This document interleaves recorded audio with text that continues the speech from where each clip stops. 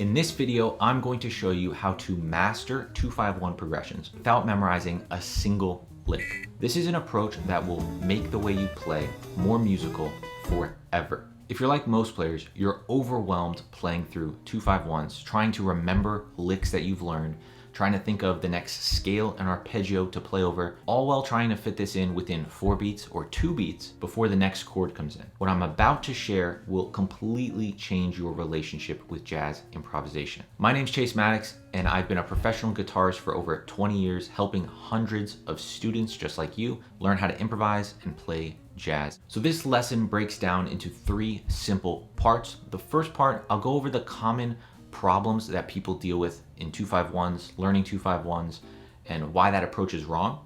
Second, we'll go through my simple 3-step process for understanding 2-5-1s to play over them musically. This is the part that most people skip. They go right to learning licks and vocab, and without this part, you just won't feel fluent over 2-5-1s. And then lastly, we'll look at a couple examples from real solos so that you can see how this approach is evident in real jazz masters playing. The best part is we really don't need any music theory for this unless it helps you in understanding this approach. But you can just do this using the shapes and tab that I'm showing you today. This is going to be from basically beginner, intermediate level approach to help you move on further. The goal here is about making music, not memorizing licks. If you watch the lesson until the end, you will have the foundations to play over 2-5-1s musically and melodically for the rest of your playing career. Before we dive in, I'm going to go even further on this approach in a live class on March 8th inside Chase's Guitar Academy called 2-5-1s Made Simple. If you like this approach and want to see where it goes, I definitely encourage you to check that out. There will also be a recording if you're watching this after the fact. Just check the link in the description. All right, let's get into it. So we're going to be looking at the 2-5-1 here in this 3rd fret position. So D minor 9, G13, C major. We'll do everything in this one position so you can see how it all connects in this area. It's a great place to start. And again, we'll do this 2-5 in C, the key of C. So 2 is D, 5 is G, and then 1 is C. Before we get into the examples, let's just think about why we talk about 2-5-1s, why everyone talks about 2-5-1s. And it's really because it's a foundational progression. It's in essentially every jazz standard, and even beyond jazz, other genres of music. The 2-5-1 is just a way that in Western music, we have harmony function. So we hear this progression of the 2 chord, going to the 5, going to the 1. And one of the big ways people trying to study jazz go wrong is they go, okay, 2-5-1, I need to learn 2-5-1 licks, 2-5-1 vocab.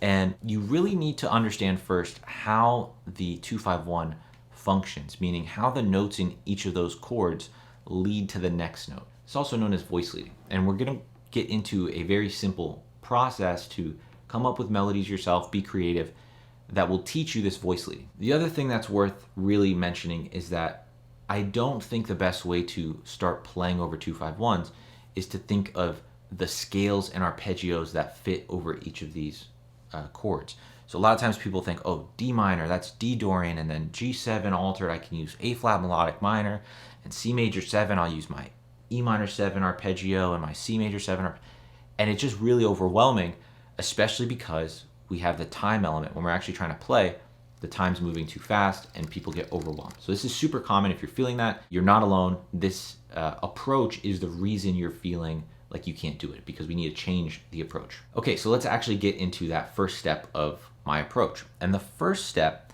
is basically starting at the end. So we have this 2-5-1 progression, and most of the time people start by showing you 2-5-1 licks that start on D minor, right? So we start playing these 8th note lines. We're not going to start with 8th note lines, and we're not going to start on D minor. The most important thing here is the resolution on the 1 chord, the C major. You see this also in other fields of study like chess, right? A lot of chess study starts with the final moves, the checkmate, right?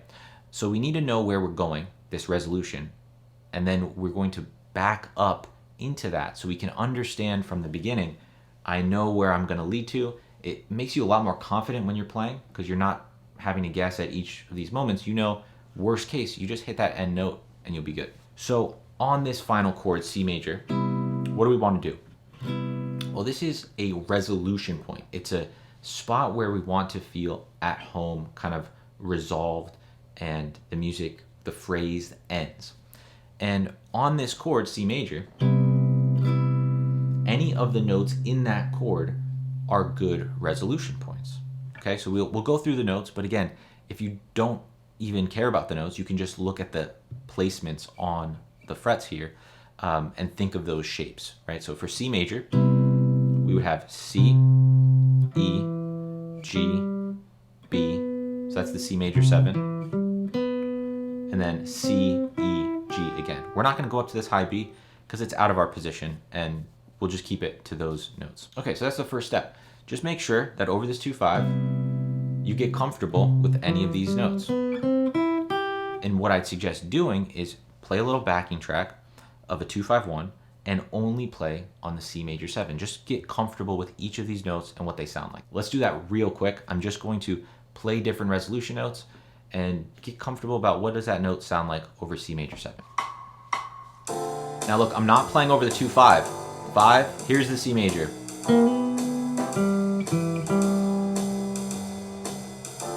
Let the 2-5 happen.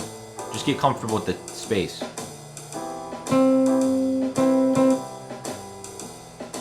2, 5.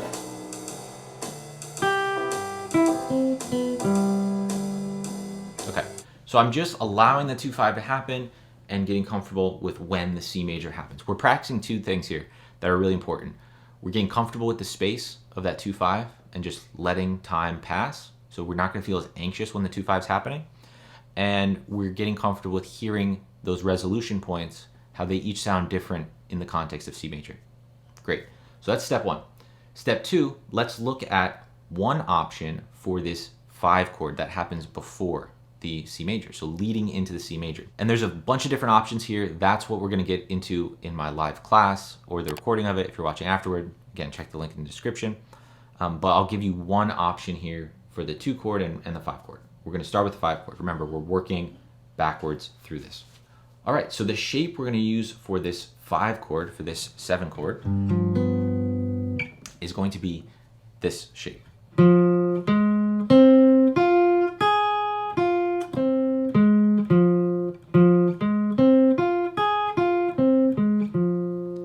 And you might recognize that as an F minor triad. F, A flat, C, F, A flat. Again, I don't really care about the notes. The reason we're using these notes is because they allow us to voice lead, just means go into a good resolution note. So let's take a look at these notes in F minor. F, A flat, C. If we take any of these notes and just go down one fret, one half step, it becomes a resolution note for C major. So if we take F and go down, it's the E, it's one of our resolution points. If we take A flat, becomes G, again, one of our resolutions. And if we take C, it either stays and is the root of C, or it goes down a half step and becomes the major 7th. So why is this important?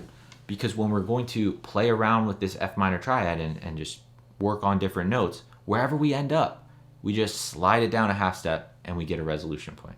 So let me demonstrate some of that. And when you practice through this, you want to get the feeling like no matter where you end up on this, you just slide. When you hear it go to C major and you hear that change, you slide that note you were on down a half step and boom, you made a nice line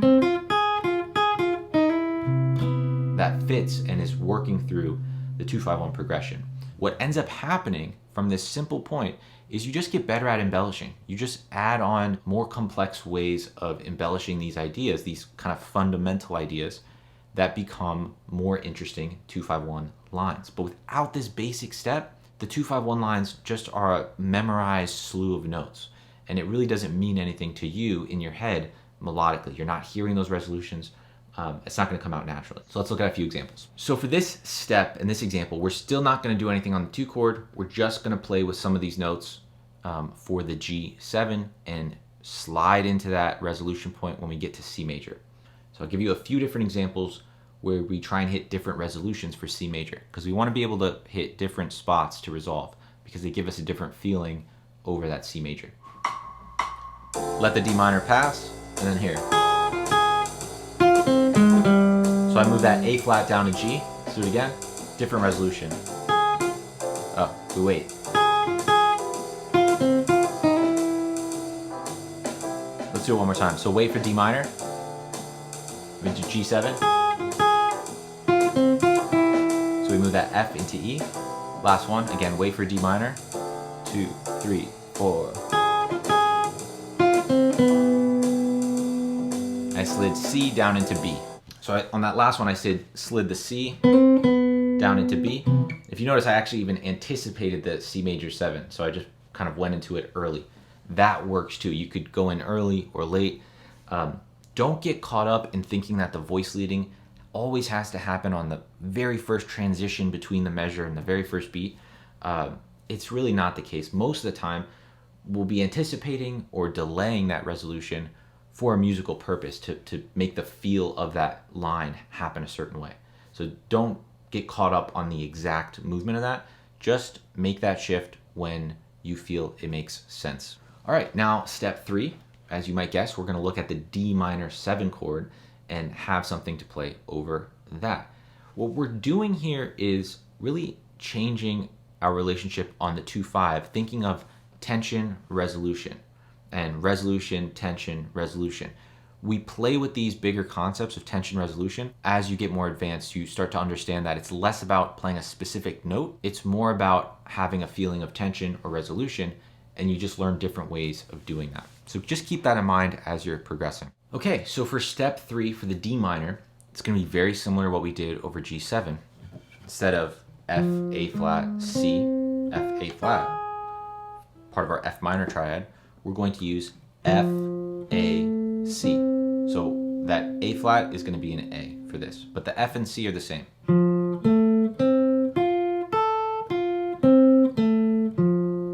Fingering wise, you might want to do middle finger, index.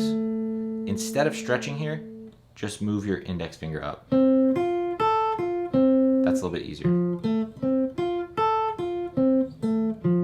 You could also use the ring finger, pinky, and ring, but those just tend to not have as much dexterity. So either option, just kind of work with whatever feels more comfortable for you. Okay, so let's look at a few different examples now using this shape for D minor, going into the shape we did for G7, then resolving into C major. And we'll look at a few different examples. I'll just play through them. 3, 4.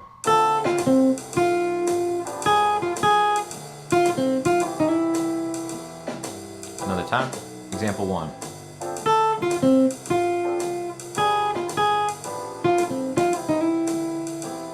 Let's go to example 2.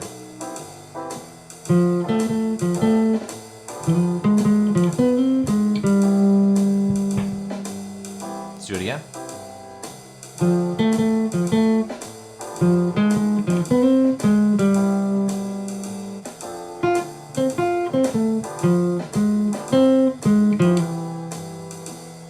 One more time. Last example.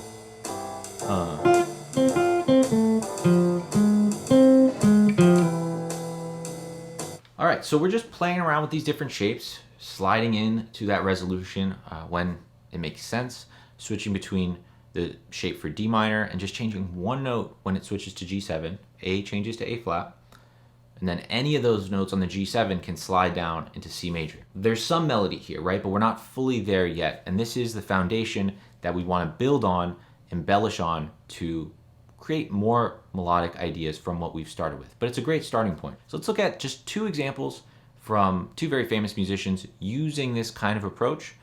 And you can see how with very simple additions, they can take these 3-note ideas and make something that sounds very musical. So the first one we'll look at is from Chet Baker on the song Tune Up, and it sounds like this.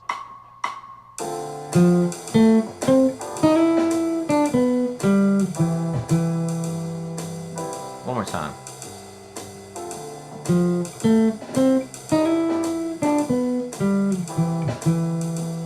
Okay, so in this example, Chet's using that FAC, F major triad on D minor like we were using, but he's doing a different 3-note triad over G7, and then when we resolve, we're resolving to that third, making a very clear resolution like we did. So he's doing something a little different on the G7, but still a 3-note triad. Let's look at an example from Hank Mobley now, also on tune-up, that sounds like this.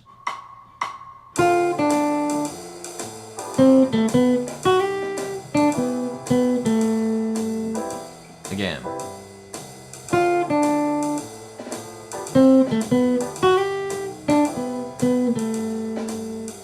right, so for this one, we have a lot of different rhythmic choices. So we can see how that is actually a really important aspect of making something melodic. We're using notes from a D minor triad over D minor, and then again notes from G major triad over G7, and then we're resolving to the major 7th and going to the 6th as well. So these vocab phrases, these melodic ideas, get into some different triads. And what we'll go through in that class, 251's Made Simple, is all of the different triad options that you can use. I went through one sort of path right here, F, F minor, going into the notes for C major 7. And we'll look at some of these different paths.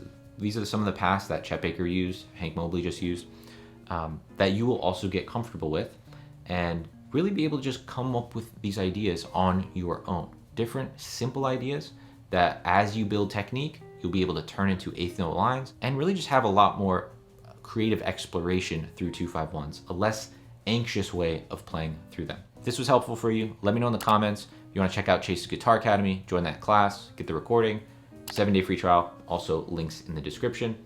Thanks guys, and I'll see you in the next video.